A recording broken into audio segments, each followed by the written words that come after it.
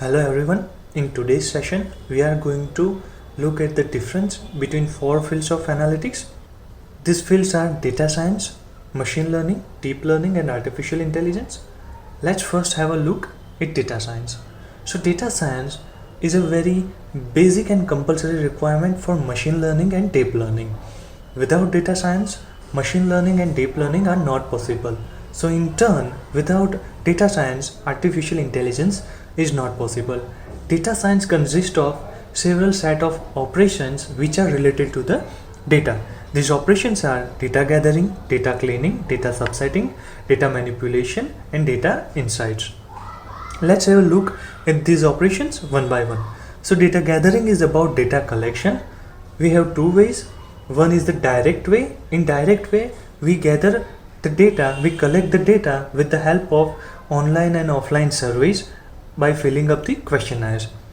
And in the second way, that is the indirect way, in which we gather the data from the secondary sources, which means someone has the data already available, we utilize that data for the analysis. So that is part of data gathering.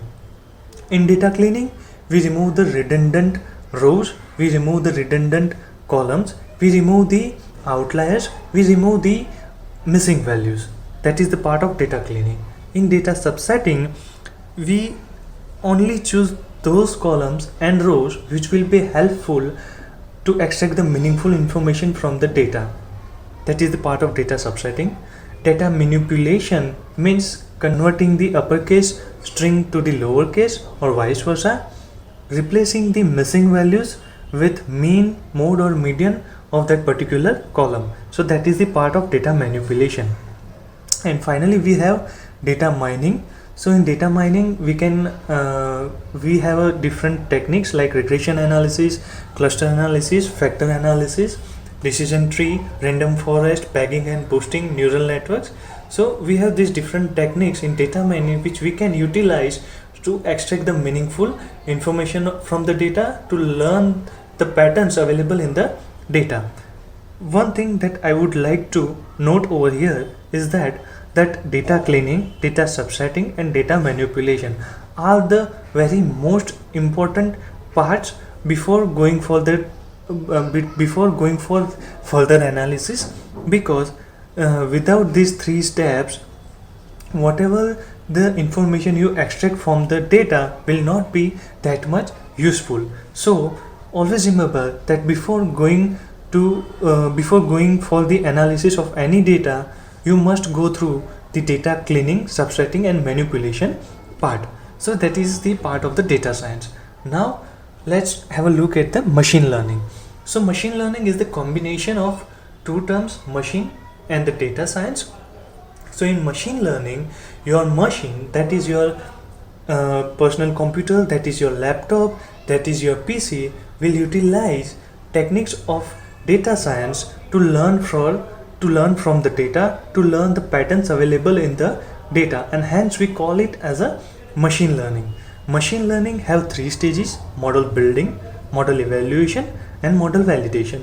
So model building consists of 5 steps of data science, that is data gathering, data cleaning, data subsetting, data manipulation, and data insights, whereas model evaluation and validation consist of techniques to confirm that my model that I have built is working well or not, how well it is predicting, how well it is doing in different kind of scenario. Now you will have question that though I have considered data gathering, data cleaning, data subsetting, data manipulation, and data insights in the data science, still I am saying that these are the part of machine learning as well. The reason being, these 5 steps, these 5 operations, when they are explained theoretically, they are part of the data science, but when we use them practically, when we use them with the machine, they become the part of machine learning. Because for a human brain, it is very